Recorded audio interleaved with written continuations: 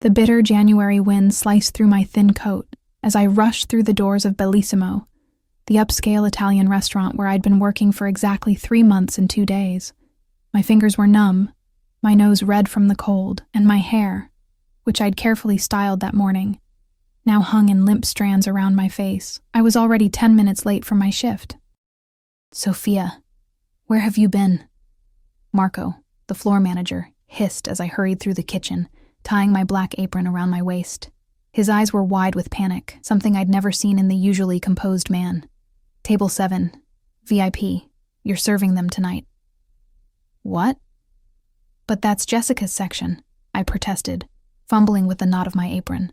Marco gripped my shoulders, his fingers digging in slightly. "Jessica called in sick. Listen to me carefully, Sophia. These people, they're important. Very important. Don't screw up." The intensity in his voice made my stomach clench. I nodded, smoothing down my black skirt and tucking a strand of hair behind my ear. I needed this job desperately. 6 months ago, I'd fled Boston with nothing but a suitcase, and my savings after my ex-boyfriend's escalating control had turned into something more frightening. New York was supposed to be my fresh start, but fresh starts were expensive, and my tiny apartment in Queens ate most of my paycheck. "Who are they?" I asked, grabbing my notepad. Marco's eyes darted around the kitchen. "Business associates of Mr. Ricci." My blood ran cold. Everyone who worked at Bellissimo knew about Mr. Ricci, the mysterious owner who rarely made appearances, but whose name was whispered with a mixture of fear and respect. I'd never seen him, but rumors circulated. Some said he was just a wealthy businessman. Others claimed connections to more dangerous enterprises. "They're at the private room in the back. Remember, Sophia. Professional, efficient, invisible. Invisible." That had become my specialty lately. Keeping my head down, blending in, becoming background noise to the world around me. I took a deep breath and pushed through the kitchen doors. The main dining room of Bellissimo glowed with warm lighting, crystal glasses catching the light from chandeliers, white tablecloths pristine against dark wood floors. It exuded old-world wealth, the kind that didn't need to announce itself. I moved through the dining room, spine straight, chin up, the way I'd been trained. Past the main area, down a short hallway to the private dining room reserved for special guests. I hesitated at the heavy wooden door, my heart pounding in my chest. Then I knocked once, softly, and entered. The private dining room was dimmer than the main area, the lighting golden and intimate. A large round table dominated the space, and around it sat 6 men in suits that probably cost more than my monthly rent. Their conversation halted as I entered, and 6 pairs of eyes turned to me, but only one gaze locked onto mine and held it. He sat at what was clearly the head of the round table. Dark hair, perfectly styled. Sharp jawline shadowed with precisely maintained stubble. A suit that wasn't just expensive, but seemed tailored to his broad shoulders, as if it had never existed before him and never would after. But it was his eyes that froze me in place. Dark, intelligent, and utterly cold. He didn't look much older than 35, younger than I'd expected for someone who commanded such obvious deference. I dropped my gaze immediately, feeling a flush creep up my neck. "Good evening, gentlemen. I'm Sophia, and I'll be your server tonight. May I start you with some drinks?" I moved around the table efficiently, taking drink orders, hyper-aware of the headman's eyes following my movements. When I reached him last, he didn't immediately respond to my question about his drink preference. "You're new," he said instead, his voice low and smooth, with just a hint of an accent I couldn't place. Not a question, but a statement. "Yes, sir." 3 months, I replied, pen hovering over my pad. A ghost of a smile touched his lips. "Scotch. Neat."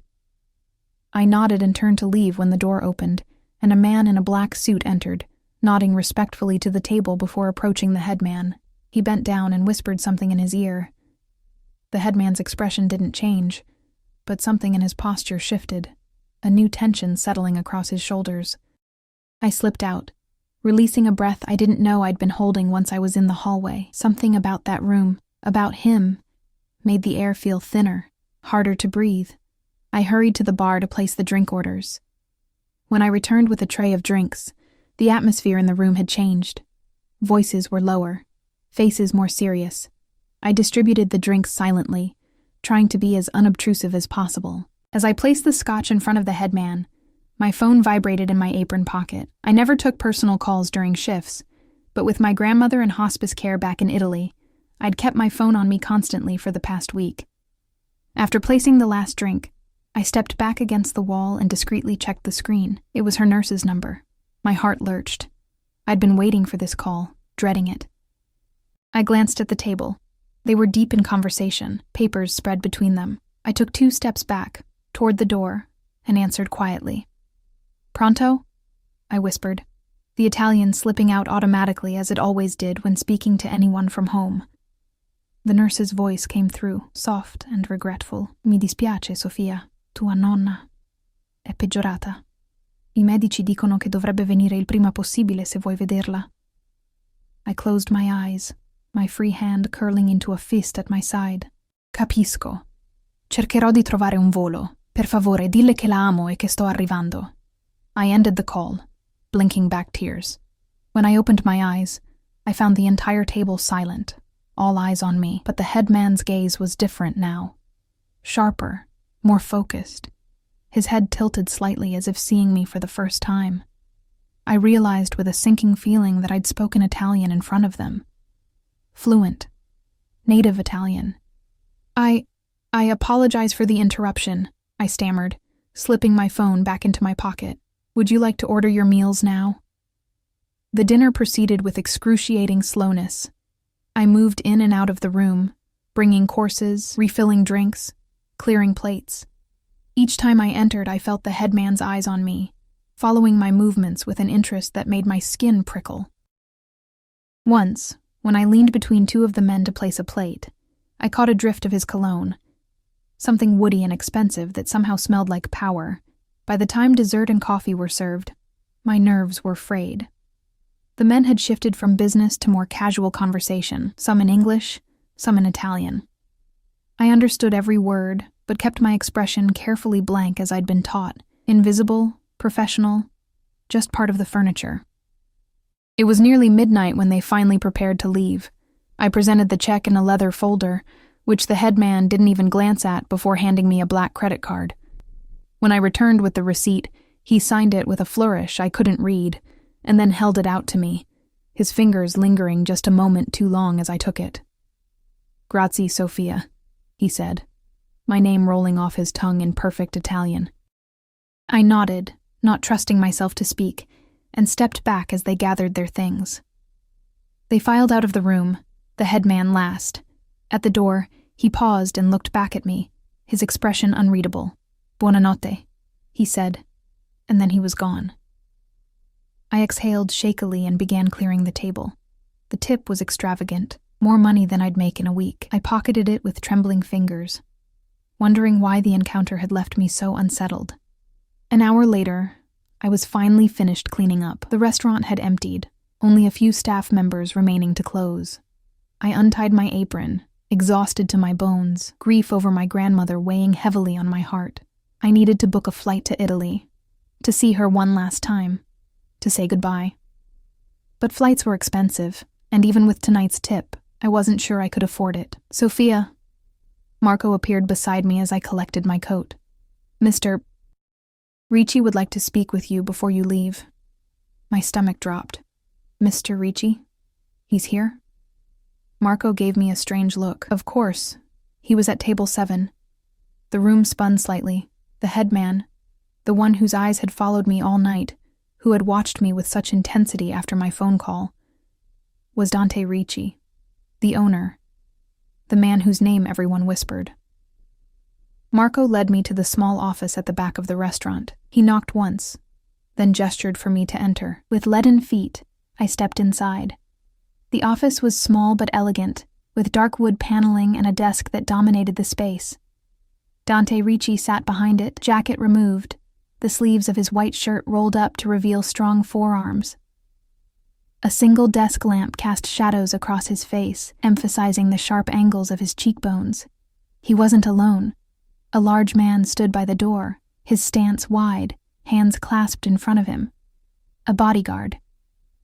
"Sit, per favore," Ricci said, gesturing to the chair in front of his desk. I sat, my back rigid, hands folded in my lap to hide their trembling. Was I being fired for taking a personal call? For speaking Italian?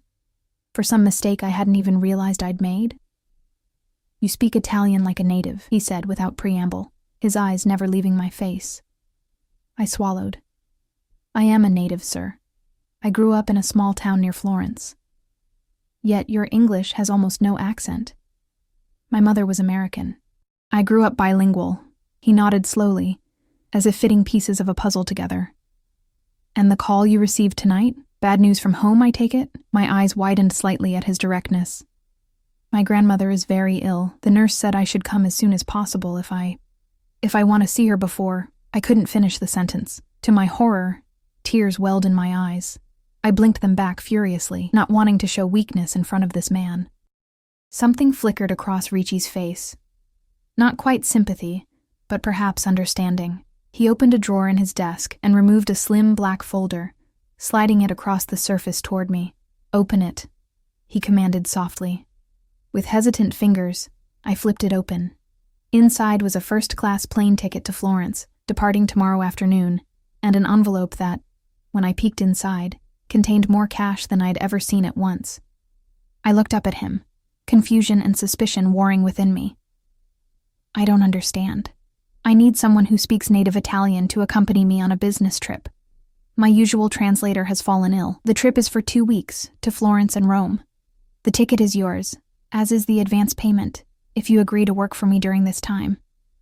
My mind raced. It seemed too perfect, too convenient. What would this work entail exactly? The corner of his mouth curved upward. "Translation during meetings, some light administrative work, nothing beyond your capabilities, I assure you." I stared at the ticket, at the lifeline it represented. I could see my grandmother. I could say goodbye. But at what cost? "Why me?" I asked, forcing myself to meet his gaze. There must be professional translators you could hire. Something dangerous flickered in his eyes. "I prefer someone authentic. Someone who understands the nuances of both languages and cultures. And I find I prefer someone I've personally vetted. Vetted." The word sent a chill down my spine. How much did he know about me already? "You don't have to decide right now," he said, leaning back in his chair. "The flight leaves at 3 tomorrow. If you accept, a car will pick you up at your apartment at noon." My blood ran cold. He knew where I lived. "How do you—" "Employee records," he said smoothly. But something in his expression told me there was more to it. I stood on shaky legs, the ticket folder clutched in my hand. "I'll think about it." He nodded, but as I turned to leave, he added, "Sophia, your grandmother doesn't have much time. Neither do you." The implied threat hung in the air between us. I hurried out of the office, past the bodyguard whose eyes tracked my movements, through the now empty restaurant, and into the cold night air. I was halfway home in a taxi when I realized what had just happened. Dante Ricci hadn't asked if I had a passport. He hadn't asked if I could get time off work. He hadn't asked anything about my life or circumstances.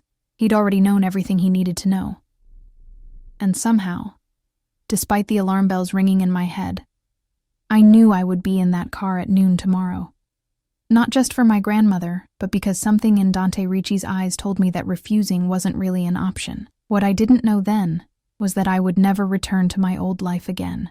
Sleep eluded me that night. I tossed in my narrow bed, my mind cycling between thoughts of my grandmother, her soft hands, the scent of rosemary that always clung to her clothes, the sound of her laughter, and the cold, calculating eyes of Dante Ricci. By dawn, dark circles shadowed my eyes, but my decision was made. I would go to Italy. I would see my nonna one last time. Whatever came after, I would face it. I packed methodically, my hands moving on autopilot while my thoughts raced. Practical clothes for a business trip. A black dress for when I would inevitably need to say goodbye to nonna. Toiletries, passport. The envelope of cash I'd hidden in a hollowed-out book. Emergency money I'd been saving since I left Boston, just in case I needed to run again. At 11:30, I stood by my apartment window, watching the street below. The neighborhood wasn't great, but it was what I could afford. Across the street, a man in a dark coat leaned against a lamppost, smoking. He'd been there since I'd woken up, watching my building, watching me. At precisely noon, a sleek black Escalade with tinted windows pulled up to the curb. The man across the street straightened, dropped his cigarette, and spoke into what I now realized was an earpiece. My stomach twisted. Ricci had been having me watched all morning, making sure I didn't run. My phone buzzed with a text from an unknown number. "The car is waiting, Miss Russo." I swallowed hard, grabbed my suitcase and purse, and took one last look at my tiny apartment. For a moment, I considered not going downstairs, pretending I wasn't home. But the image of my grandmother's face floated in my mind, and I knew I had no choice. The January air bit through my coat as I stepped outside. The driver, a broad-shouldered man with a close-cropped haircut and impassive expression, took my suitcase without a word and opened the rear door. I slid into the back seat, half expecting to find Dante Ricci waiting inside. Instead, the car was empty, the black leather seats cool against my legs. "Where is Mr. Ricci?" I asked, as the driver pulled away from the curb. "Meeting you at the airport, Miss Russo," he replied, his eyes meeting mine briefly in the rearview mirror. I nodded and turned to watch the city slide by through the tinted windows. The man who had been watching my building now walked in the opposite direction, still speaking into his earpiece. A chill ran down my spine as I realized just how coordinated this all was. At the airport, I was escorted past regular security through a private entrance I didn't know existed. No lines, no waiting, no removing my shoes or taking out my laptop. The driver handed me off to a petite woman in a crisp suit who introduced herself as Alessandra, Mr. Ricci's assistant. "He's waiting in the private lounge," she said, her expression professionally neutral as she led me through corridors I'd never seen despite having flown from this airport before. "Your luggage will be handled separately." The private lounge was nothing like the crowded waiting areas of the main terminal. Soft lighting, plush seating, a bar stocked with top-shelf liquor, and floor-to-ceiling windows overlooking the tarmac. And there, standing by those windows with his back to me, was Dante Ricci. He turned as we entered, and once again, I was struck by the sheer presence of the man. Today, he wore a charcoal suit that seemed to absorb and reflect light in equal measure. His dark hair was perfectly styled, his jaw freshly shaved. He looked like he'd stepped out of a luxury magazine, not a hint of the late night visible on his face.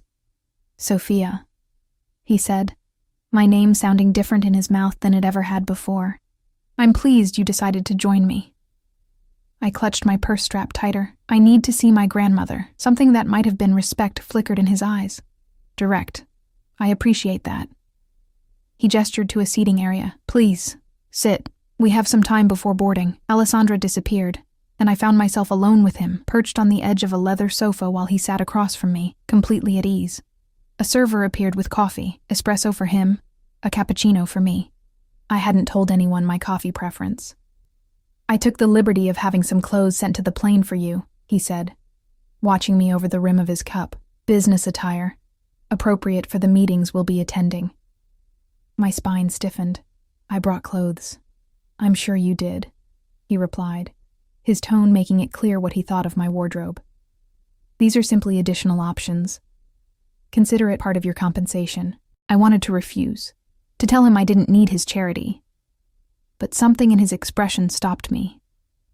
This wasn't charity. This was control. "When will I be able to see my grandmother?"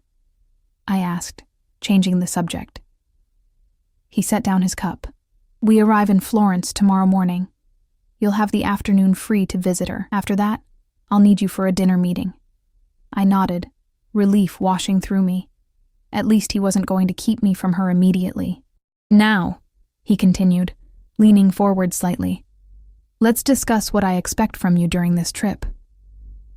For the next 20 minutes, he outlined my duties, translating during meetings with Italian business associates who preferred not to speak English, accompanying him to dinners and social functions, handling some correspondence. Nothing that seemed outwardly inappropriate, yet the undercurrent of his words, the way his eyes never left mine, the implicit understanding that I was now in his orbit, made my skin prickle with unease. "Do you have any questions?" he asked when he'd finished. 1,000, but only one that mattered. Why me? Really? He studied me for a long moment, his expression unreadable. Then he reached into his jacket and pulled out a slim folder, placing it on the coffee table between us. Open it. With hesitant fingers, I flipped it open. Inside was a photograph of me, taken 3 years ago at my college graduation.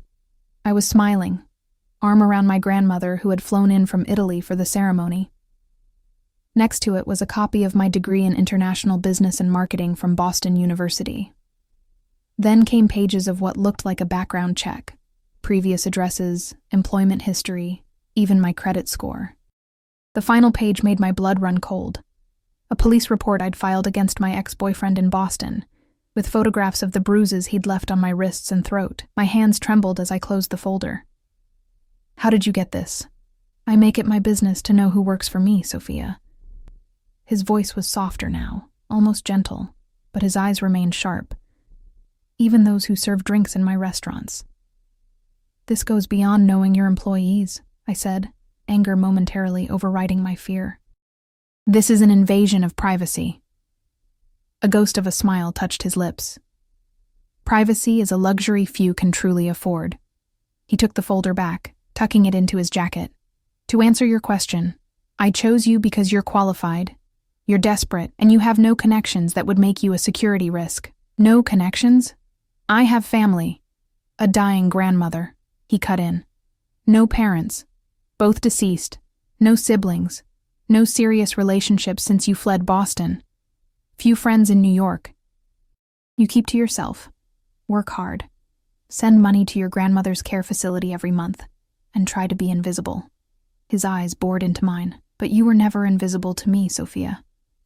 A chill ran down my spine. How long had he been watching me? Since I started at the restaurant? Before. The implications made me dizzy. Our flight is ready, he said, standing abruptly. Shall we?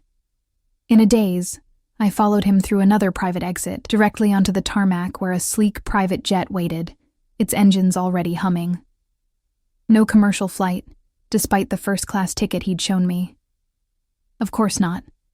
Men like Dante Ricci didn't wait in boarding lines or sit among strangers. The interior of the jet was all cream leather and polished wood, with only 8 seats that looked more like thrones, plus a lounge area and what appeared to be a private bedroom at the rear. 2 flight attendants greeted us with deferential smiles. A man who could only be another bodyguard sat near the front, his bulk barely contained by his suit. And to my surprise, Alessandra was already seated, typing on a laptop. Make yourself comfortable, Dante said, gesturing to a seat. It's a long flight. I sank into the buttery leather, acutely aware that I was now truly trapped. 30,000 feet in the air, in a private jet, with a man who had been investigating me for God knows how long. A man who, if the rumors about him were true, was not just a restaurant owner, but someone with dangerous connections. Once we reached cruising altitude, a flight attendant brought champagne, which I declined, and then a garment bag, which she hung in a closet I hadn't noticed. Your additional wardrobe, Miss Russo, she said with a practiced smile. Dante had moved to sit with Alessandra, their heads bent over documents, speaking too quietly for me to hear. I tried to distract myself with the book I'd brought, but the words swam before my eyes. Eventually, exhaustion from my sleepless night overtook me, and despite my anxiety, I drifted off. I woke to the gentle touch of a hand on my shoulder. For a disoriented moment, I thought I was back in my apartment. Then my eyes focused on Dante Ricci's face inches from mine, and reality crashed back. We're stopping to refuel, he said, straightening. Stretch your legs if you'd like. We have about an hour. I blinked, looking out the window to see darkness had fallen. A small private airfield stretched beyond the window. Nothing like the major airports I was used to. Where are we? I asked, my voice husky from sleep. Iceland, he replied, shrugging into a coat. There's a lounge inside if you'd like to freshen up. Iceland. We weren't even following a normal flight path. I grabbed my purse and coat, following him down the steps of the plane into the frigid night air. My breath clouded in front of me as I hurried across the tarmac to a small, modern building that served as the terminal for private flights. Inside, Dante spoke briefly to his bodyguard, then disappeared down a hallway with Alessandra, leaving me momentarily unwatched.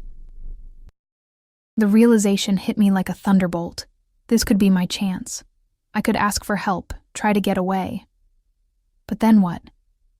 I was in Iceland, without my passport, which was in my carry-on still on the plane.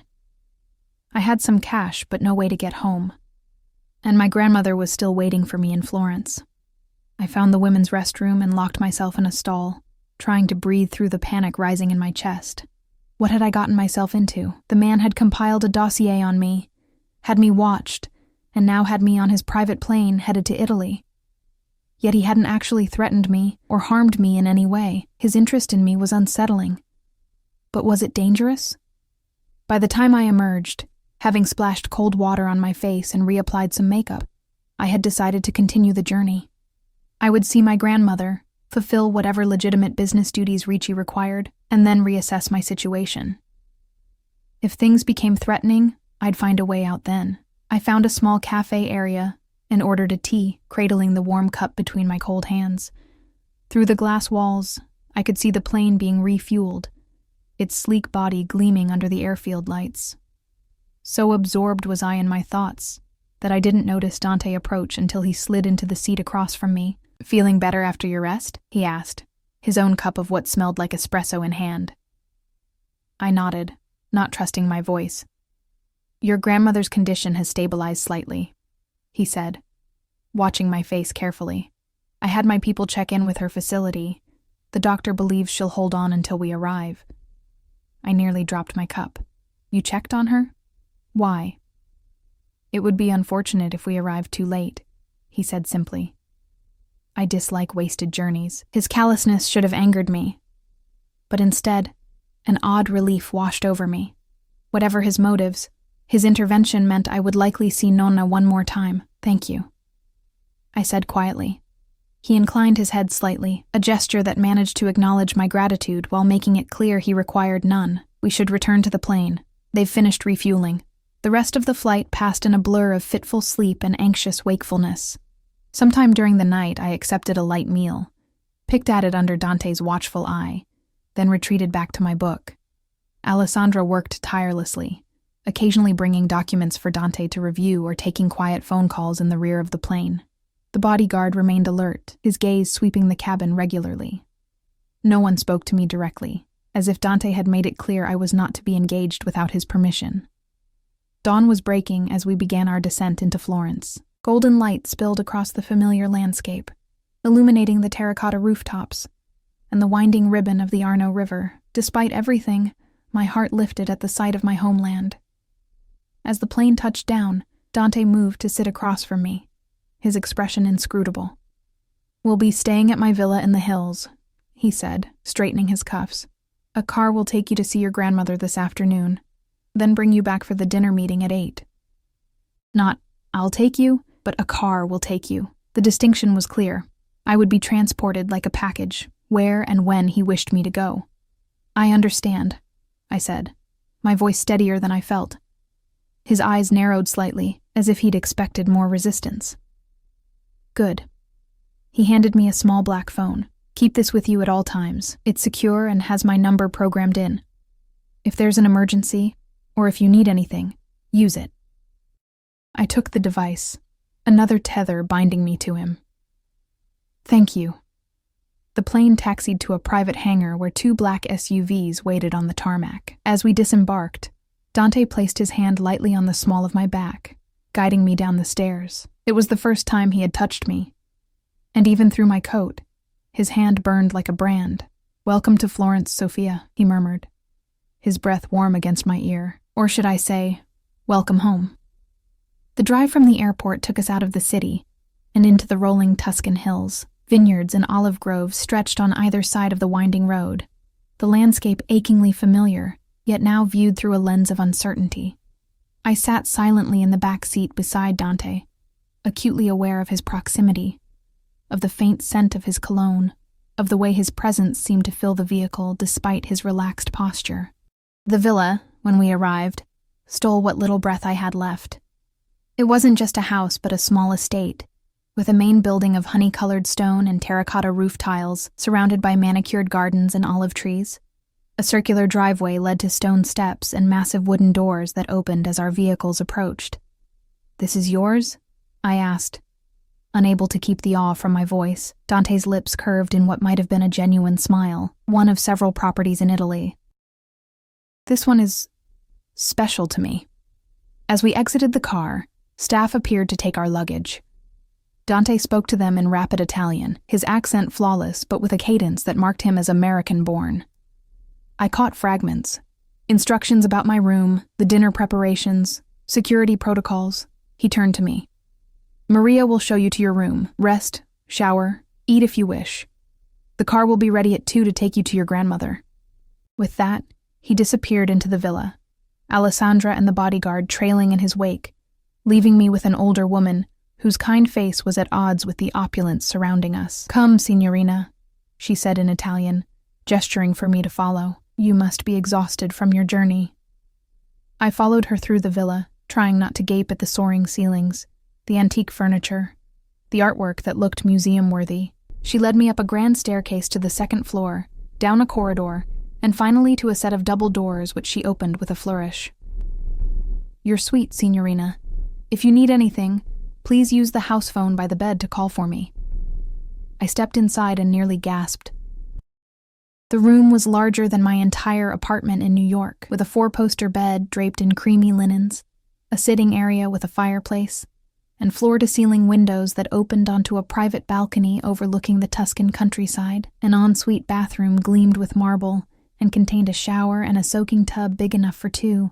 My suitcase had already been delivered and placed on a luggage rack. But what caught my eye were the garment bags hung carefully in the open closet. At least a dozen of them. I approached slowly and unzipped one to reveal a black cocktail dress that looked to be exactly my size. Another contained a tailored blazer and pants in deep burgundy, designer labels, probably tens of thousands of dollars worth of clothing. On the bed lay a small velvet box with a note card beside it. With trembling fingers, I opened it to find a delicate gold necklace with a single pearl pendant. The card read simply, "For tonight's dinner, DR." I sank onto the edge of the bed, the necklace clutched in my hand, as the full weight of my situation crashed down on me. I was in Dante Ricci's world now, surrounded by his wealth, dependent on his generosity, subject to his control, and with every passing hour, every gesture, every gift, the invisible chains around me tightened. Yet in just a few hours, I would see my grandmother one last time. And for that chance, I had sold myself to a man whose true nature and intentions remained a mystery.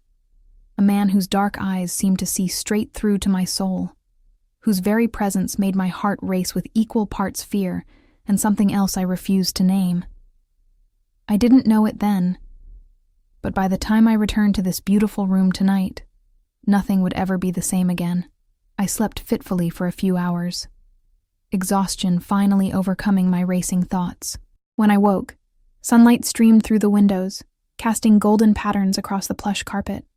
For a moment, I lay still, absorbing the surreal quality of my situation. 24 hours ago, I had been a waitress in New York, living paycheck to paycheck. Now I was in a Tuscan villa, wearing silk pajamas I didn't remember unpacking, about to see my grandmother for what might be the last time. I showered in the marble bathroom, the water pressure perfect, the scented toiletries arranged like offerings. After drying off, I discovered my own clothes had been laundered and pressed, hanging neatly alongside the new wardrobe Dante had provided. I deliberately chose my own jeans and sweater, a small act of defiance, reclaiming what little autonomy I could. A light knock at the door announced Maria, bearing a tray of coffee, fresh fruit, and pastries. She smiled warmly as she set it down on a small table by the window. "The car will be ready at 2, as Mr. Ricci promised," she said in Italian. "Is there anything else you need, signorina?" I shook my head, returning her smile. "No, thank you, Maria." She hesitated, her kind eyes studying me. "If I may say so, it is nice to have a compatriot in the house. Mr. Ricci's guests are usually—" She trailed off, perhaps remembering her place. "Usually?" I prompted gently. She pressed her lips together. "Not as genuine as you seem to be." With a small curtsy, She left, closing the door quietly behind her. I ate slowly, savoring the perfectly ripe berries and the flaky cornetto that transported me instantly back to my childhood.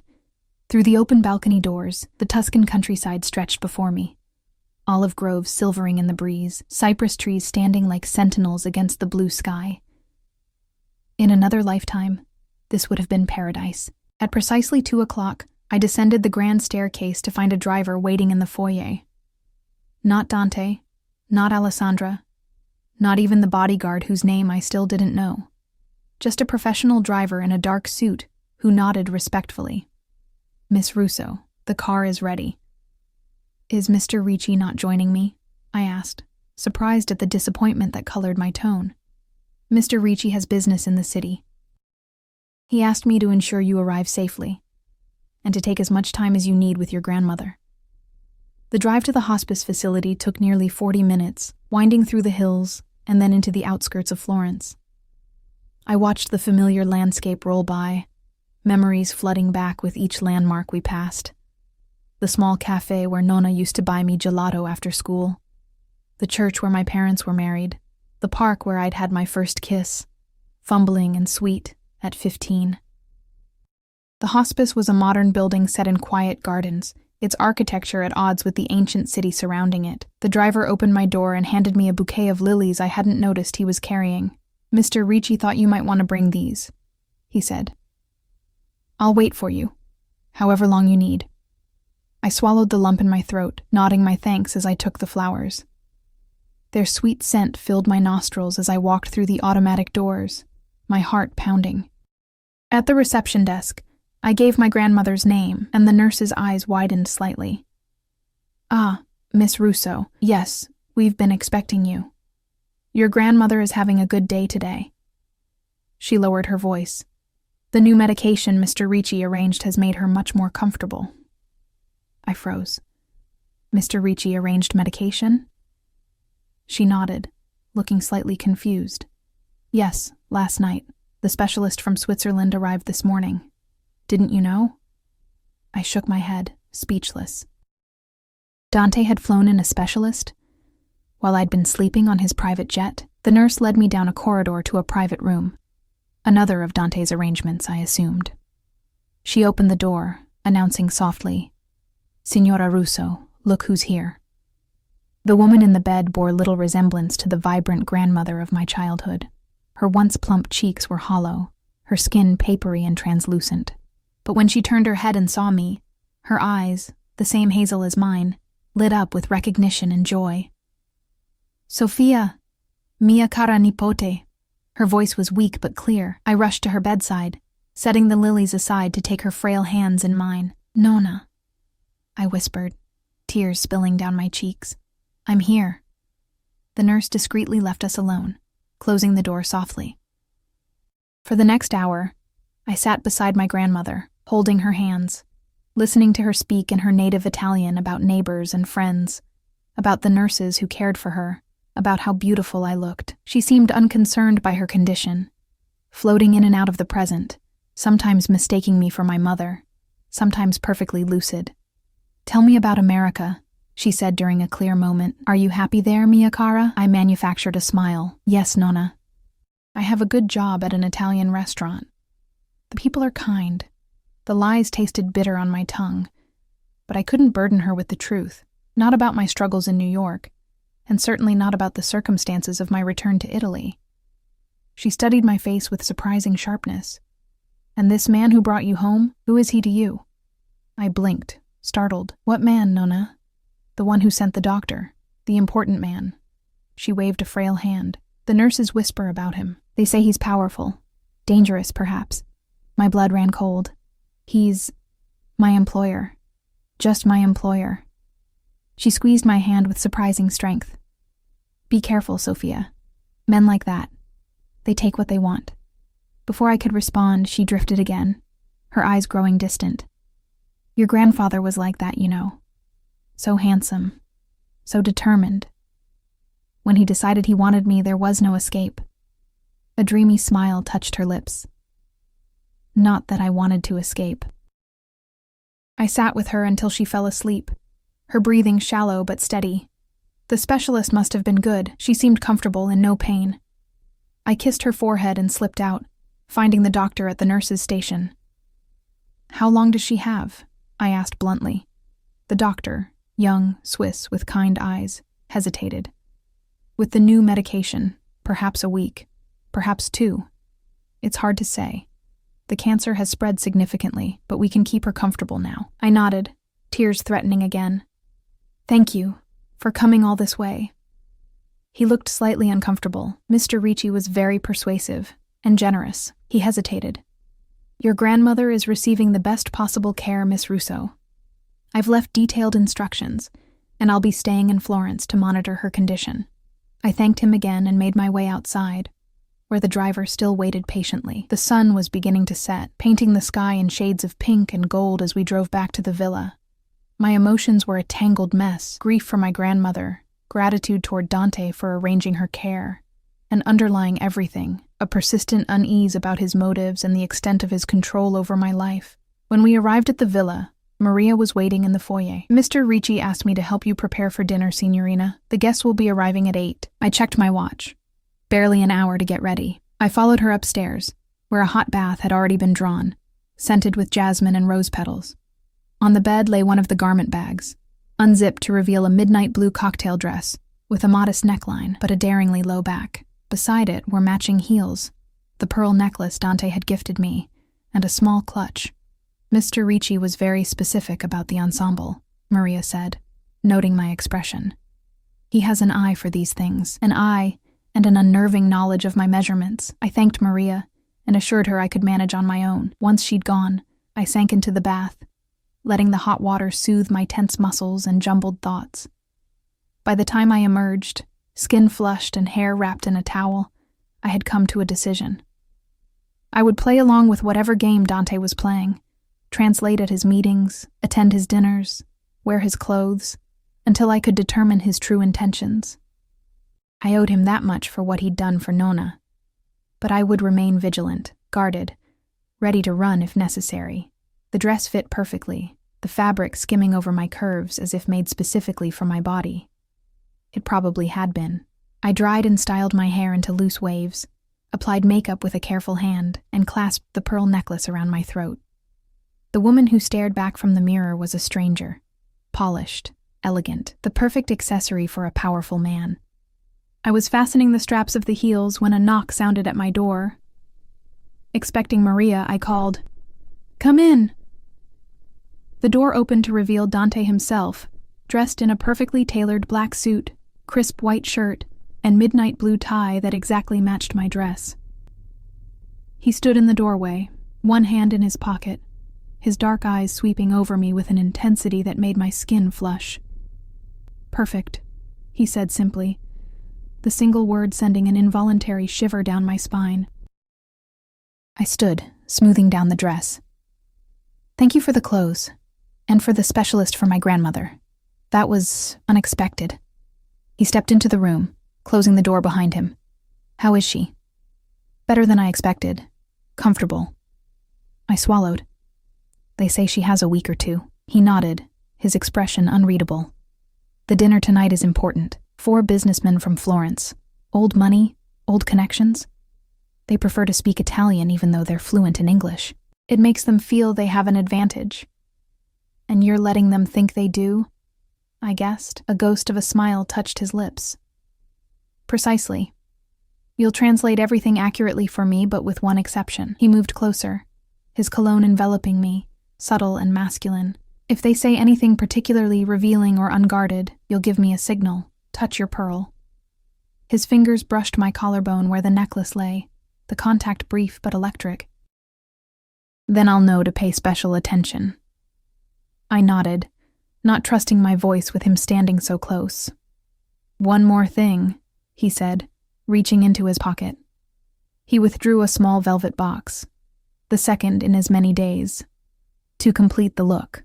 Inside lay a pair of pearl earrings, clearly designed to match the necklace. Simple, elegant, and undoubtedly expensive. "I can't accept these," I said, finding my voice. "The clothes, the necklace, it's already too much." His expression hardened slightly. You can, and you will. Tonight you represent me.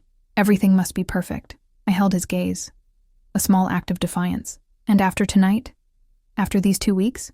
What then? Something dangerous flickered in his eyes.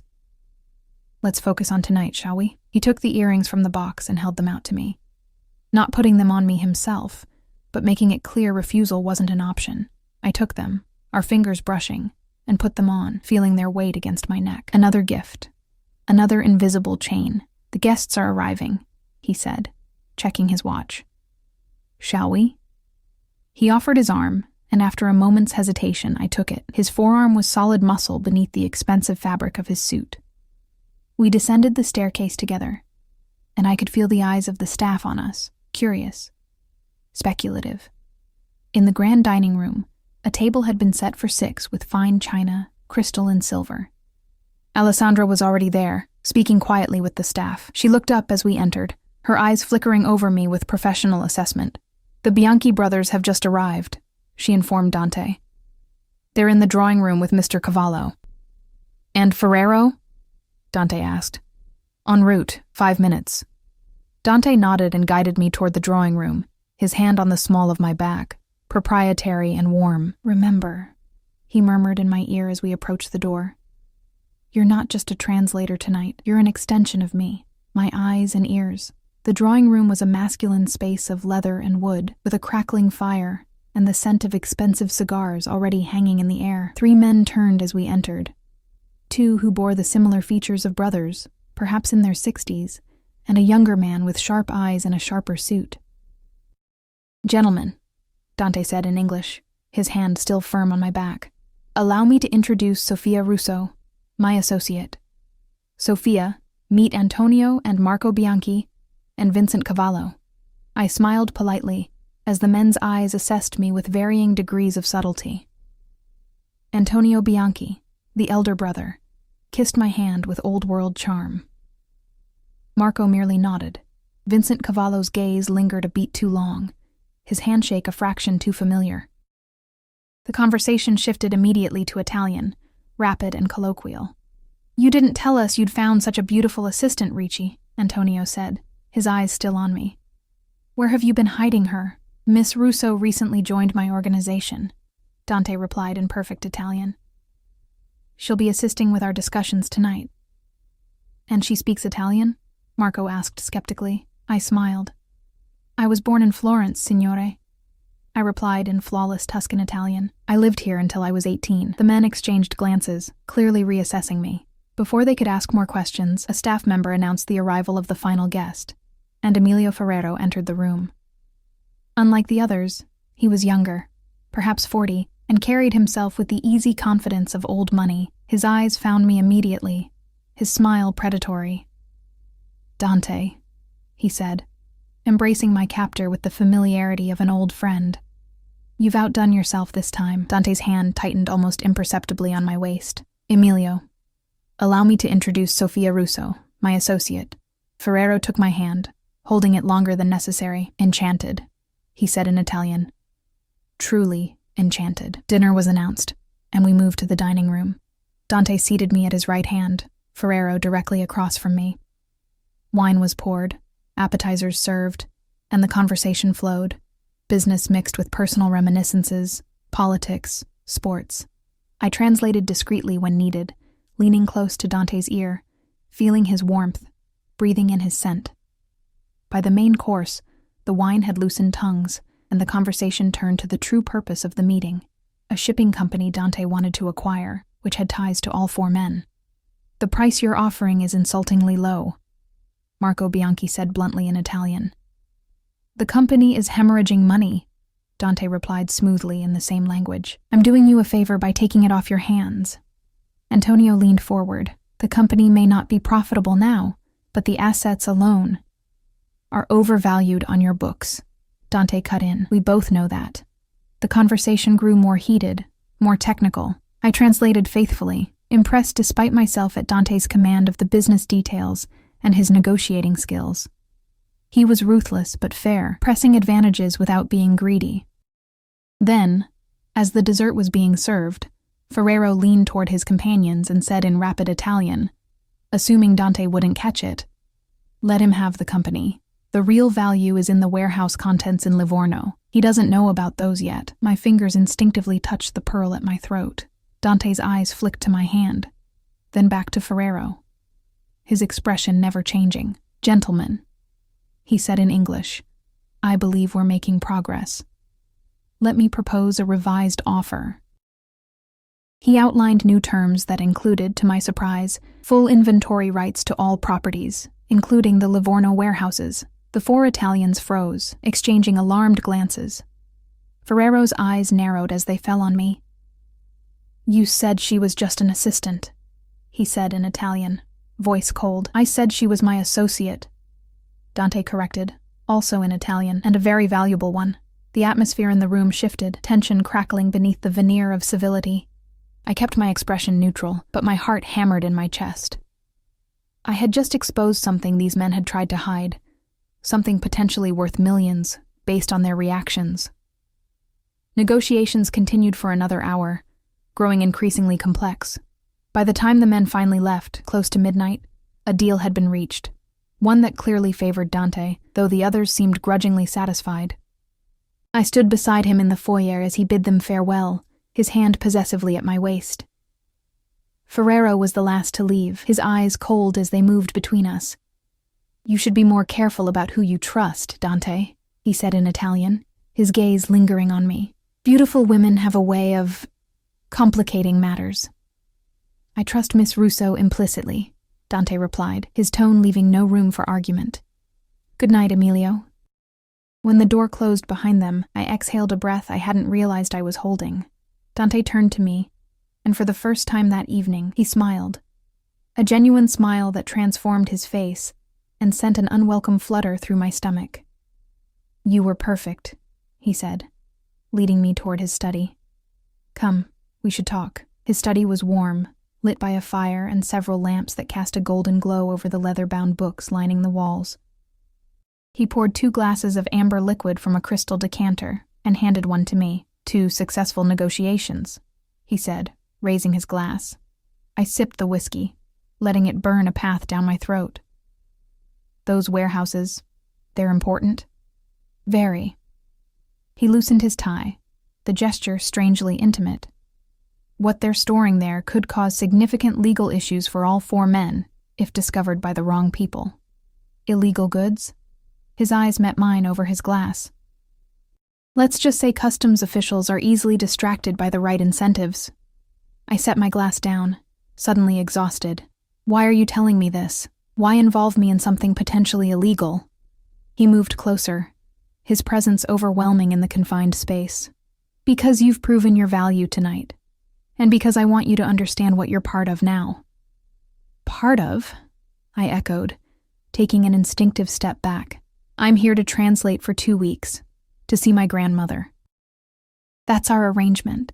Something darkened in his eyes. "Arrangements can change, Sophia." "Not this one," I said firmly, finding courage in desperation. "I fulfilled my end tonight. I expect you to honor yours." For a long moment he studied me, his expression unreadable. Then, to my surprise, he nodded. "Of course. You'll see your grandmother whenever you wish. The car and driver are at your disposal." Relief washed through me. "Thank you." "But," he continued, taking another step toward me, closing the distance I'd created, "I think we both know this arrangement has evolved beyond what we initially discussed." My back hit the bookshelf as I retreated. He placed a hand on the shelf beside my head, effectively caging me in. His face was inches from mine, his cologne enveloping me, his eyes dark and intent. "You felt it tonight," he said, his voice low. "How well we work together, how perfectly you fit into my world." "I don't belong in your world," I whispered, my voice betraying me with its tremor. "Don't you?" His free hand came up to touch the pearl at my throat, his fingers brushing my skin. "You wear it as if you were born to it." I couldn't deny the electricity between us, the way my body responded to his proximity despite all my mental warnings. It terrified me, this unwanted attraction to a man who collected people as casually as he collected businesses, who'd had me investigated, who'd orchestrated this entire situation. I should go, I said, trying to step sideways, away from his intoxicating presence. It's late. His hand moved from the pearl to cup my cheek, gentle but firm. Sophia, he said, my name almost a caress. Don't run from this. From me. I don't even know who you really are, I protested weakly. What you really do. A shadow crossed his face. Perhaps that's for the best, for now. Before I could respond, his lips were on mine, surprisingly gentle for a man who took what he wanted without asking. The kiss was brief, questioning rather than demanding, and he pulled back before I could decide whether to respond or resist. Good night, Sophia, he said, stepping away, releasing me from the cage of his presence. Sleep well. I fled, my heart pounding, my lips burning from his kiss, my mind a chaos of conflicting emotions. In my room, I stripped off the beautiful dress and the pearls, scrubbed the makeup from my face, and stood under the shower until my skin was raw and pink, trying to wash away the feel of him. But as I slipped between the silk sheets of the enormous bed, I knew with sinking certainty that no amount of water could cleanse me of Dante Ricci. For better or worse, I was marked by him now, branded by his kiss, chained by his gifts, bound by whatever dangerous game he was playing. And the most terrifying part wasn't that I didn't know the rules of his game. It was that, despite everything, a part of me wanted to play. Sleep came in fitful bursts, my dreams a chaotic blend of my grandmother's frail face, Ferrero's cold eyes, and Dante's lips on mine. I woke just after dawn, tangled in silk sheets, my heart racing. For a moment, I stared at the ornate ceiling, trying to gather my scattered thoughts. Then, with sudden clarity, I reached for the phone Dante had given me. No missed calls, no messages. I hadn't really expected any. It was barely 6 a.m. But the sight of the blank screen brought both relief and disappointment. After last night's kiss, I half expected... what? A summons? An apology? I wasn't sure which would be worse. I pulled myself from bed and padded to the balcony, wrapping a plush robe around me against the early morning chill. The Tuscan countryside spread before me, bathed in the golden light of dawn, mist clinging to the valleys between rolling hills. In the distance, a farmhouse stood sentinel among vineyards, smoke curling from its chimney. So peaceful, so normal, a stark contrast to the turmoil within me. My own phone, my real one, not the one Dante had given me, lay on the nightstand. I picked it up, hesitating only a moment before dialing the hospice. A nurse answered, her voice hushed. She had a comfortable night, she assured me when I asked about Nonna. The new medication is working well. She's sleeping now, but you're welcome to visit later this morning. I thanked her and hung up, relief washing through me. Another day at least. Another chance to sit with Nonna, to hold her hand, to say the things that needed saying. A soft knock at the door announced Maria with a breakfast tray, fresh fruit, yogurt, pastries still warm from the oven, and strong Italian coffee that smelled like home. "Buongiorno, signorina," she said cheerfully, setting the tray on the small table by the window. "Did you sleep well?" "Well enough," I lied, accepting the cup of coffee she poured for me. "Thank you, Maria." She busied herself opening the curtains wider to let in more light, straightening items on the dresser that didn't need straightening. I recognized the behavior. She wanted to talk, but was hesitating. "Is there something else, Maria?" I asked gently. She turned, her kind face troubled. "The dinner last night, it went well?" I nodded, sipping my coffee. "I believe so. Mr. Ricci seemed satisfied with the outcome." Maria glanced toward the door as if checking we were truly alone, then lowered her voice. "Be careful, signorina. Those men, especially Ferrero, they are not good men." My hand stilled halfway to a pastry. "You know them?" "I have worked in this house for 15 years. I have seen many such dinners, many such men." She twisted her hands in her apron. "And many young women brought here by Mr. Ricci." My stomach clenched. "Many women?" She nodded, her eyes sad. "Some stay a few days, some a few weeks. They wear beautiful clothes, attend his meetings and parties, and then they disappear." "Disappear?" My voice was barely a whisper. Maria's eyes widened. "Oh, Not like that, Signorina. They go home, back to their lives. But changed somehow. Sadder, perhaps, or harder. She shook her head. Mr. Ricci is not cruel, not like some. But he takes what he wants, and when he is finished, she trailed off. But her meaning was clear. I was not the first woman Dante had brought to this villa, dressed up like a doll, and used for his purposes. Whatever his interest in me, my language skills, my vulnerability, or something else entirely, it would be temporary. And when it ended, I would be discarded like the others. Why are you telling me this? I asked. Maria's weathered hand covered mine briefly. Because you have kind eyes. Because you speak to me as a person, not a servant. And because I saw how he looked at you last night. She straightened, reverting to her professional demeanor. The car will be ready whenever you wish to visit your grandmother. Just call down when you're ready. She left me with my cooling coffee and tumultuous thoughts. I ate mechanically, barely tasting the exquisite pastries, my mind racing. If Maria was right, I was just the latest in a string of women Dante had collected, used, and discarded. The knowledge should have strengthened my resolve to keep my distance, to fulfill my obligation, and nothing more. So why did it hurt? I dressed in my own clothes again.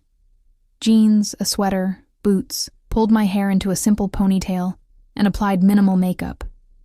If I was going to be discarded anyway, I might as well be myself while it happened. The villa was quiet as I descended the grand staircase. No sign of Dante or Alessandra or the ever-present bodyguard. Just a staff member who appeared from nowhere to ask if I needed the car brought around. At the hospice, Nonna was awake and more lucid than the day before. Her eyes brightened when I entered, and she patted the bed beside her with a frail hand. "There you are, mia cara," she said, her voice stronger than yesterday. "I was dreaming of you." I sat beside her, taking her hand in mine, marveling at the paper-thin skin, the blue veins visible beneath. "Good dreams, I hope. You were a little girl again, running through the olive groves, laughing." Her smile was wistful. "You were always such a happy child."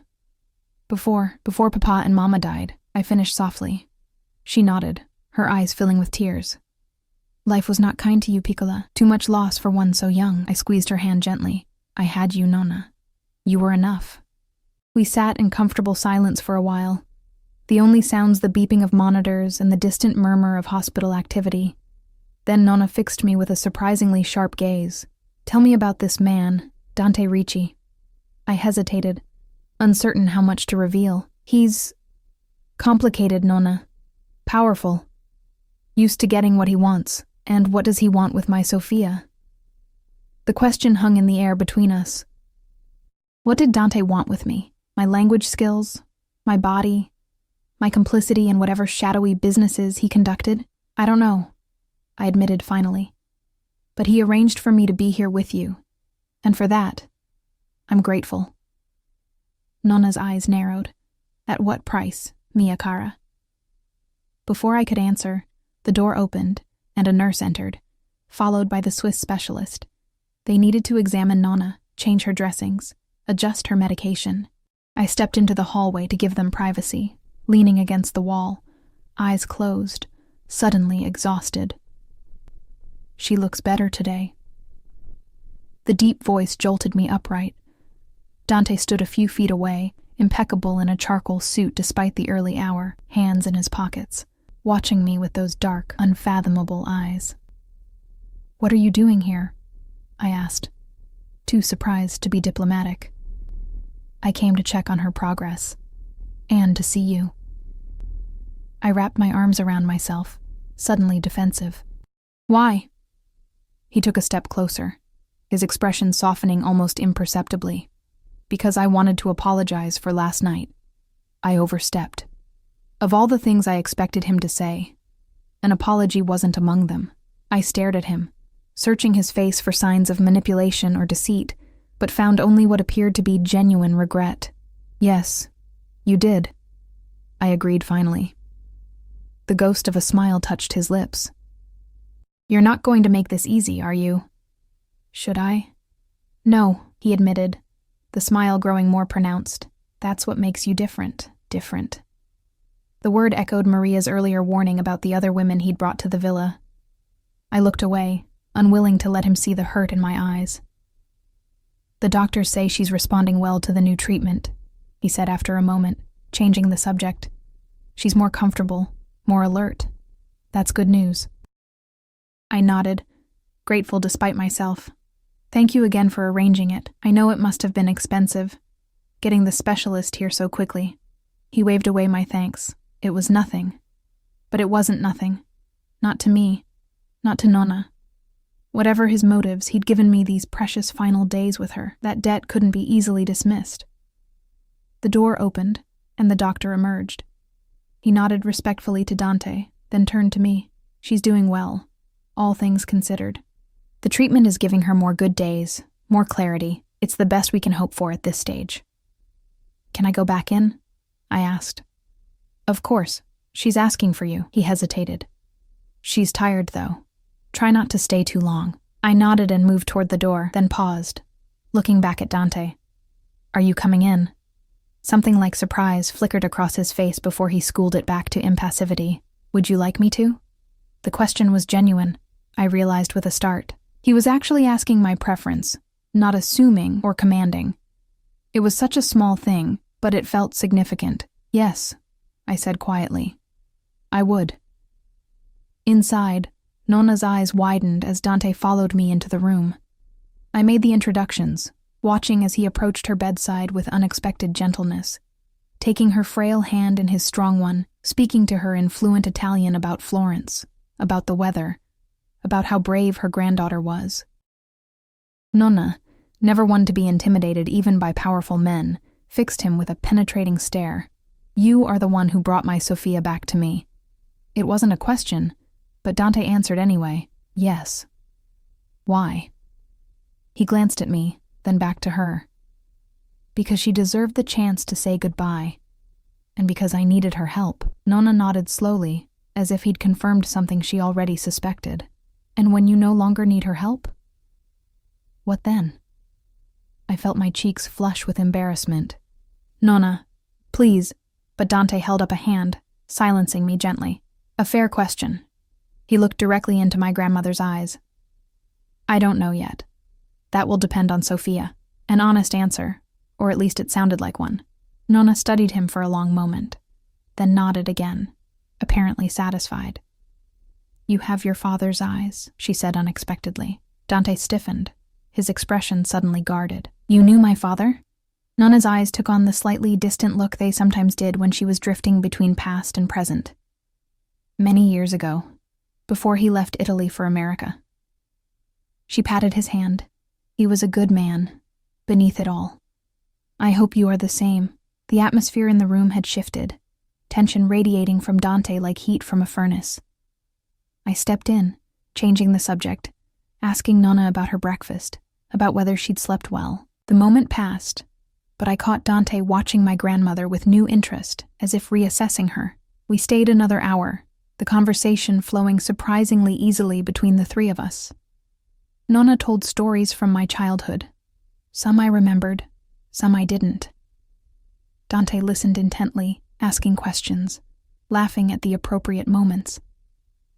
By the time Nonna's eyelids began to droop with fatigue, a strange camaraderie had formed in the small hospital room. "We should let you rest," I said, kissing her forehead. She caught my hand. "Come back tomorrow, Mia cara. Bring him if you like." Her eyes twinkled with something like mischief. "He's more handsome than your grandfather was. I'll give him that." "Nonna!" I exclaimed, mortified. Dante chuckled, the sound rich and genuine. "It would be my pleasure, Signora Russo." He bent and kissed her hand with old-world courtesy. "Until tomorrow." In the corridor outside, I turned to him, curious. "What did she mean about your father? Did they really know each other?" His expression closed off immediately. "Your grandmother is confused. My father never lived in Italy." The lie was so obvious it took me aback. Why deny something so inconsequential? Unless it wasn't inconsequential at all. "We have a meeting in Milan this afternoon," he said, changing the subject abruptly. "The car will take us to the airfield in an hour. You should wear something from the wardrobe I provided. Something professional. Just like that." He was back to issuing commands, the momentary vulnerability gone. I bristled at his tone but held my tongue.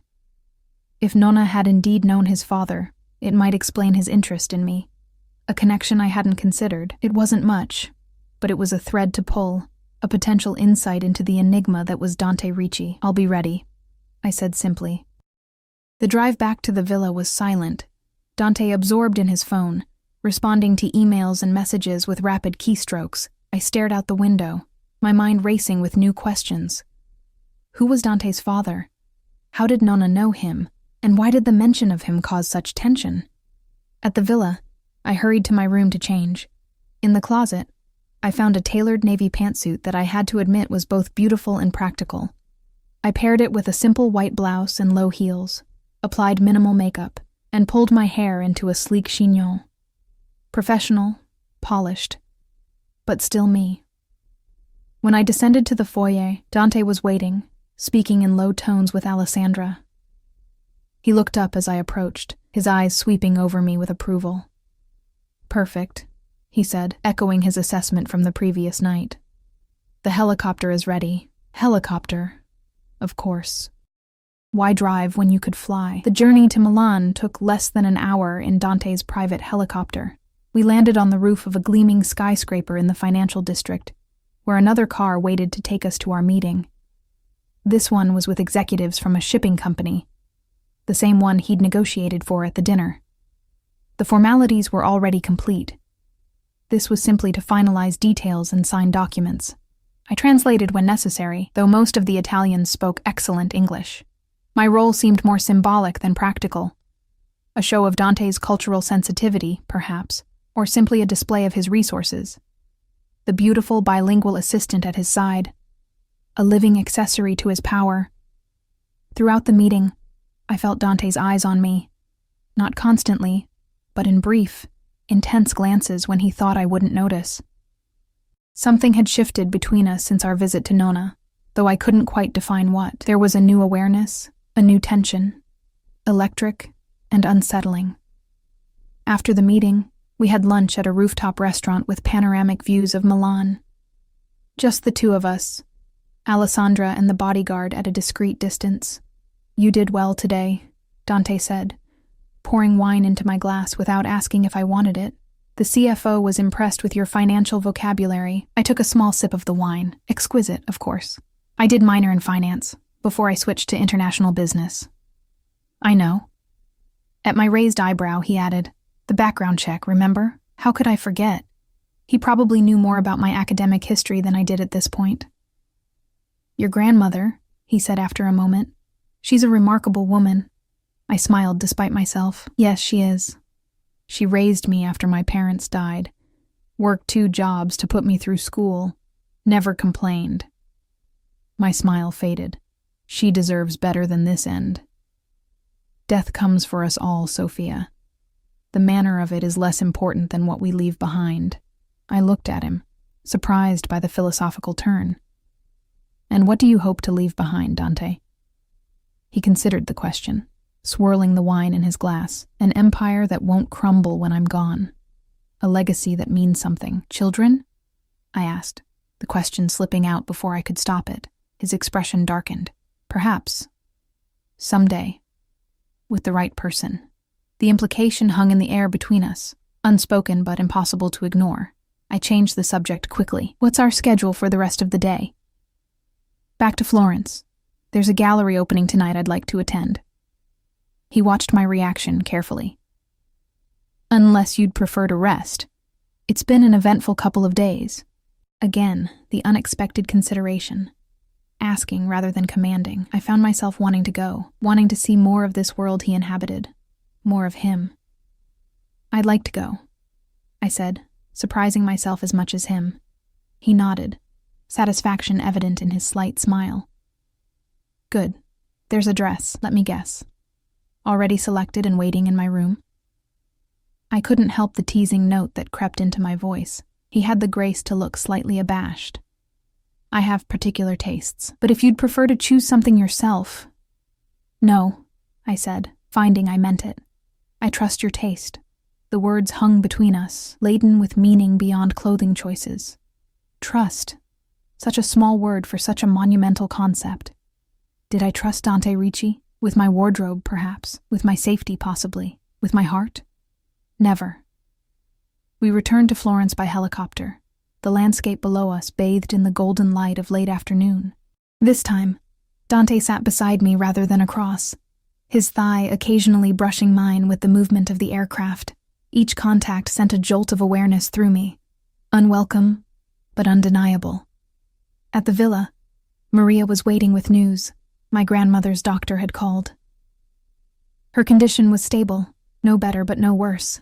I thanked her, relief evident in my voice. Another day, at least, another chance to unravel the mystery of Nona's connection to Dante's father. The dress waiting in my room for the gallery opening was a deep emerald silk that brought out the green flecks in my hazel eyes. Simpler than the blue cocktail dress from the night before, but no less elegant. Beside it lay a small velvet box, this time containing an antique gold bracelet set with tiny emeralds. I traced the delicate metalwork with a fingertip, marveling at its craftsmanship. Not a new purchase, this one. Something with history, with meaning. Another chain, another beautiful tether binding me to Dante. I showered and dressed, arranging my hair in loose waves over one shoulder. The dress fit perfectly, as I knew it would. The bracelet caught the light as I moved, glinting like captured stars. A knock at the door announced Dante, impeccable in a black suit with a tie that matched my dress exactly. His eyes darkened as they swept over me, appreciation evident in their depths. "You look beautiful," he said simply. "Thank you." I touched the bracelet self-consciously. "This is exquisite. Vintage?" "It belonged to my mother." His voice was carefully neutral. "It suits you." The revelation stunned me into silence. His mother's bracelet. Not something purchased for a temporary companion, surely. The gesture felt weightier than all the other gifts combined. Before I could respond, his phone buzzed. He checked it, frowning slightly. "There's been a change of plans. The gallery opening has been moved to a private viewing at the owner's villa. More exclusive. Fewer people." He looked at me. "Is that still acceptable?" Again, asking rather than telling. I nodded, curious about this new venue, this new side of Dante that seemed to be emerging, the one that sought my consent, that shared family heirlooms, that looked at me as if I were something precious rather than just convenient.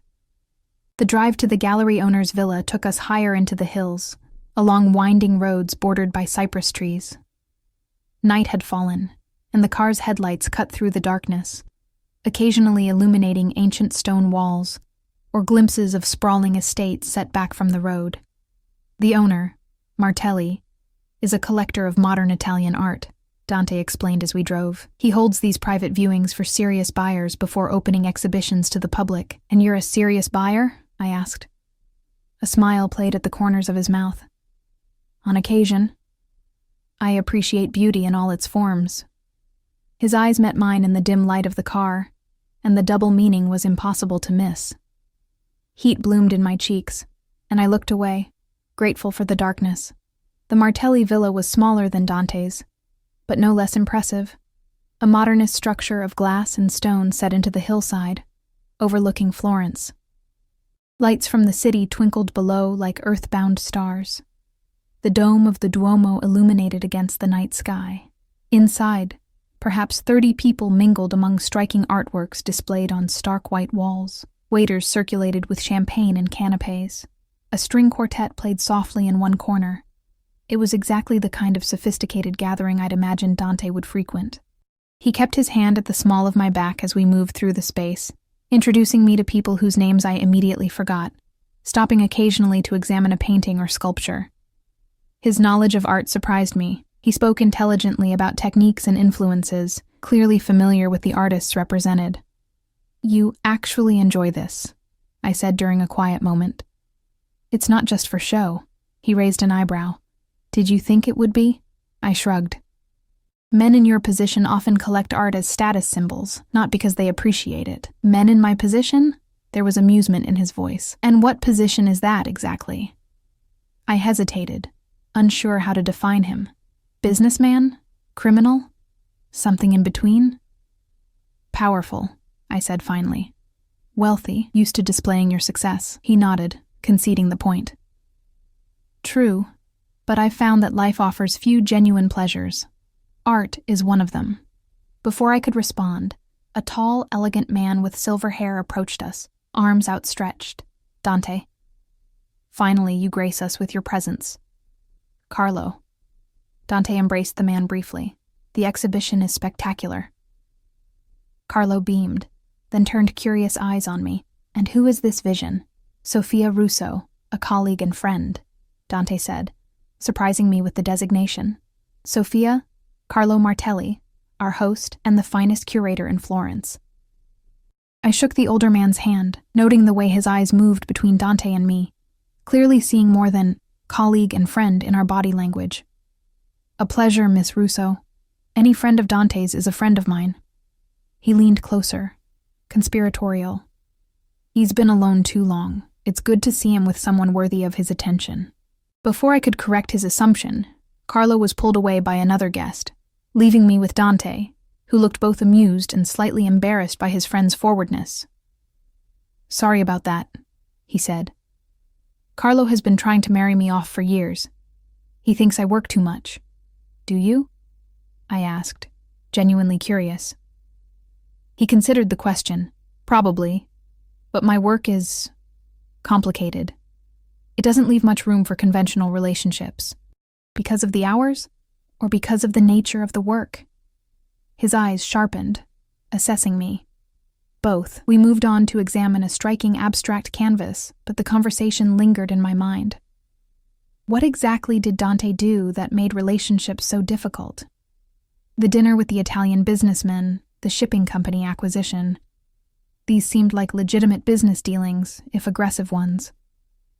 But there had been undercurrents, references to warehouses and customs officials that hinted at something less than legal. As we circulated through the gallery, I noticed a familiar face, Emilio Ferrero, one of the men from last night's dinner. He was speaking intensely with a younger man in a corner, not yet aware of our presence. I touched Dante's arm, nodding discreetly in Ferrero's direction. Dante's expression hardened almost imperceptibly. Interesting. He wasn't on the guest list. He guided me smoothly in the opposite direction. Let's avoid him for now. I'd rather not mix business and pleasure tonight. But it was too late. Ferrero had spotted us and was making his way through the crowd, a predatory smile on his face. Ricci, he said, extending his hand. What a pleasant surprise. Dante shook his hand, his expression pleasant, but guarded. Emilio, I didn't expect to see you here. Martelli and I go way back. Ferrero's eyes moved to me, lingering on the emerald bracelet at my wrist. Miss Russo, lovely to see you again. That's a beautiful piece. I nodded my thanks, uncomfortable under his scrutiny. There was something cold in his eyes, something calculating that made my skin crawl. If you'll excuse us, Dante said, his hand returning to my back. Sophia was just admiring the Bianchi sculpture. We moved away, but I could feel Ferrero's eyes following us. Once we were out of earshot, Dante leaned close, his breath warm against my ear. He's not here by accident, he murmured. And he recognized my mother's bracelet. A chill ran down my spine. Is that significant? Dante's expression was grim, very. It means he knows who you are to me. And what am I to you? I asked, the question slipping out before I could stop it. His eyes met mine, dark and intense, more than you should be, he said softly. More than is safe for either of us. Before I could process what he meant, a commotion near the entrance drew everyone's attention. 3 men in dark suits had entered, their stance and demeanor screaming security, or perhaps something more official. They scanned the room with practiced efficiency, then moved toward our host, Carlo, who looked surprised and concerned. Dante's posture changed instantly, tension radiating from him. He took my elbow, steering me toward a side exit. We need to leave, now. Why? Who are they? Guardia di Finanza, he said grimly. Financial police, not people I want to speak with tonight. My heart rate accelerated. Financial police meant investigations, possibly arrests. And Dante was clearly anxious to avoid them, which told me more about his business dealings than any direct explanation could have. We slipped through the side exit and down a service corridor, Dante moving with the confidence of someone who had mapped escape routes in advance. A different car waited at a service entrance, with a different driver, not the one who had brought us. As we pulled away from the villa, I saw Ferrero watching from a window, his expression satisfied, triumphant even. "He set us up," I said, realization dawning. "Ferrero. He knew the police would be there." Dante nodded, his expression hard as granite. "Yes, he did, but why? What does he gain?" Dante was silent for a long moment, his eyes on the road ahead. When he finally spoke, his voice was low, controlled, but with an underlying fury that sent a shiver through me. "Because he wants what I have, what I've built. And he thinks you're my weakness." I stared at him, processing his words. The implications. Am I? His eyes met mine in the darkness of the car, fierce and possessive. "Yes," he said simply. "You are." Silence enveloped us as the car sped through the Tuscan night, Dante's admission hanging in the air between us. I was his weakness. The thought was both terrifying and intoxicating. This powerful, dangerous man had allowed me, a simple waitress he'd known for mere days, to become his vulnerability. "What happens now?" I asked finally, my voice barely audible over the purr of the engine. Dante's jaw was tight, his eyes fixed on the dark road ahead. "Now we adapt. Plans change. We leave Florence tomorrow." My heart lurched. "But my grandmother will come with us," he said, his tone brooking no argument. "I've already made arrangements. A private medical transport to my property in Switzerland. The Swiss doctor will accompany her. She'll receive the best possible care, Sophia. I promise you that." The decisiveness of it stunned me. In the space of minutes, he had completely rearranged our lives, mine and Nona's, without consultation, without hesitation. Part of me wanted to rebel against such high-handedness, but another part, the part that had seen Ferrero's triumphant smile, that had felt the urgency of our escape, understood the necessity. "Switzerland," I repeated, trying to wrap my mind around it. "For how long?" "As long as necessary." His hand found mine in the darkness, his grip firm and warm. "I won't let them use you to get to me, Sophia. I won't let them hurt you." "Who is them? Ferrero? The financial police?" I turned to face him fully. "Dante, I need to understand what I'm caught in the middle of." He was silent for so long I thought he wouldn't answer. Then he sighed, a sound heavy with resignation. "You deserve the truth, at least part of it." He squeezed my hand once, then released it to run his fingers through his hair. "The shipping company we acquired yesterday, it's a front. Has been for decades. Drugs, weapons, counterfeit goods, all moving through their ports, through those warehouses in Livorno." "And you knew this when you bought it?" A grim smile touched his lips. "It wasn't a bug, Sophia. It was a feature. The legitimate business loses money. The illegitimate one makes millions." I swallowed hard. The reality of who he was, what he was, suddenly impossible to ignore. "You're not just a businessman." "No," he agreed quietly. "Not just a businessman. And the others.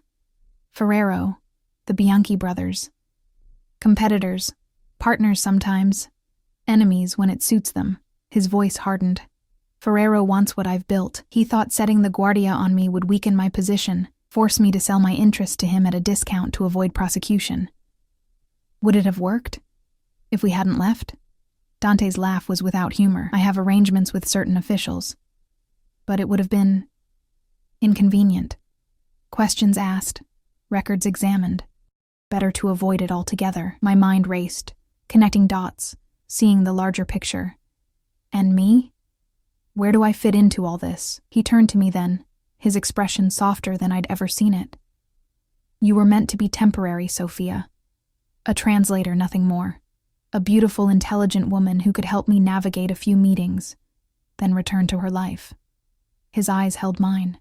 "But then I heard you answer that phone call in perfect Italian. I saw the grief in your eyes when you spoke about your grandmother. I saw your courage when you walked into my office. Terrified, but determined." He shook his head slightly, and suddenly, temporary wasn't enough. My heart pounded against my ribs. "What are you saying?" I'm saying I want you with me, Sophia. Not just for these 2 weeks. Not just as a translator or an assistant. His voice dropped lower. I'm saying I haven't felt this way about anyone in a very long time. Perhaps ever. I stared at him, speechless. This couldn't be real. Men like Dante Ricci didn't fall for women like me. They used them. Perhaps enjoyed them for a while, then moved on. Maria's words echoed in my mind. When he is finished. Your mother's bracelet, I said suddenly. You gave me your mother's bracelet. Something like vulnerability flickered across his face. Yes. Why? He looked away, his profile sharp against the passing lights outside. Because it suited you. Because I wanted to see it on your wrist. Because he hesitated, then finished softly. Because she would have liked you. The simple statement hit me with unexpected force. This wasn't just about desire or convenience. This was deeper, more significant. I thought of how he'd spoken with my grandmother, the genuine connection they'd formed. I thought of how he'd arranged for her medical care, not just once, but twice now. Your father, I said, pieces clicking into place. Nonna did know him, didn't she? That's why you were interested in me from the beginning. You saw my name on the employee records and recognized it. Dante nodded slowly. Antonio Russo. He worked for my father in the early days before I was born. They were close. More than colleagues. He glanced at me. When I saw your name, I was curious. When I had you investigated and discovered you were his granddaughter, I was intrigued.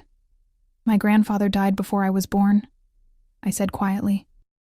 Nonna never spoke much about him. He died in service to my father, Dante said, his voice solemn. A debt my family has never properly repaid. The revelation stunned me. All this time, all these inexplicable connections, they had roots decades deep, in relationships I'd never known about, in a world I'd never been part of. Is that why you helped me? Guilt?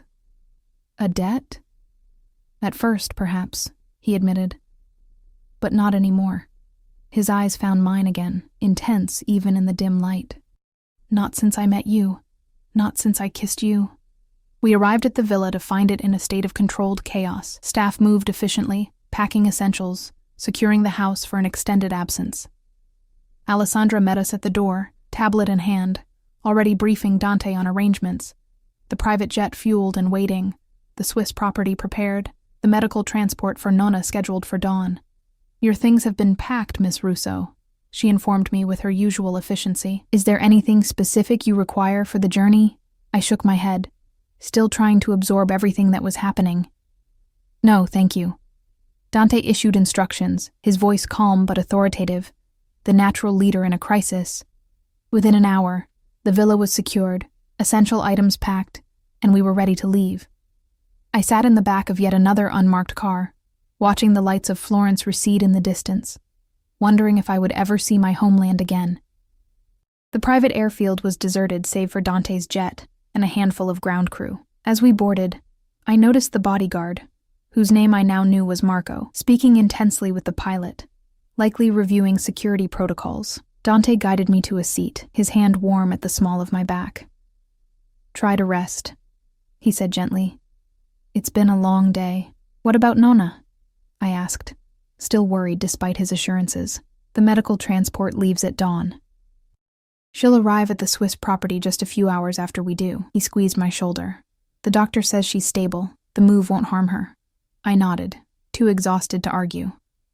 As the jet engines roared to life, I leaned back in my seat, closing my eyes.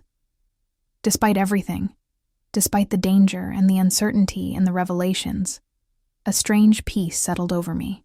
Whatever happened next, I wasn't alone. I must have dozed, because the next thing I knew, Dante was gently shaking me awake. We're landing, he said softly. Outside the window, snow-capped mountains loomed against a pre-dawn sky. We descended into a valley dotted with lights, landing on another private airstrip. A vehicle waited on the tarmac, larger than a car, more like a small armored personnel carrier. Welcome to Switzerland, Dante said as we deplaned, the crisp mountain air filling my lungs. His property turned out to be a fortress disguised as a chalet, stone and timber on the outside, state-of-the-art security and luxury on the inside. Staff greeted us with the same deference I'd seen at the Tuscan villa. I was shown to a suite that rivaled the one in Florence, with breathtaking views of the Alps. Nonna will arrive in approximately 3 hours, Dante informed me as a staff member unpacked my things. She'll be in the medical suite on the ground floor. The doctor will stay on site, I nodded, gratitude washing through me. Whatever else Dante might be, whatever darkness existed in his world, he had kept his word about caring for my grandmother. After showering and changing into clothes more appropriate for the alpine climate, I found Dante in his study, speaking on the phone in rapid Italian. He ended the call as I entered, his expression troubled. "Problems?" I asked. "Complications," he corrected, gesturing for me to sit. "Ferrero is making moves faster than anticipated. He's allied himself with the Bianchi brothers. They're trying to convince my other partners that I've become a liability. Because of me," I said, the realization bitter on my tongue. Dante's eyes softened. "Not because of you, Sophia, because of my feelings for you." He moved to kneel before my chair, taking my hands in his. "I have no regrets. None. Do you understand?" I nodded, my throat tight with emotion. This powerful, dangerous man was on his knees before me, vulnerability naked in his eyes. Whatever he had done, whatever darkness existed in his soul, his feelings for me were genuine. Of that, I was certain. "Nonna's arrived," a staff member announced from the doorway, breaking the moment. I spent the morning with my grandmother, who took the change in location with remarkable equanimity.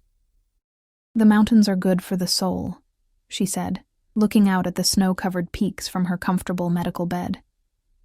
"And this one," she added, nodding toward Dante, who stood at a respectful distance. "He takes care of his own, like his father before him." I glanced at Dante, noting the flash of surprise in his eyes. "You remember his father well?" Nonna's smile was sad but fond. "Antonio loved him like a brother. Died for him in the end." She reached for my hand. "Family isn't always blood, mia cara. Sometimes it's who stands beside you when the world falls apart." Her words stayed with me as the day progressed.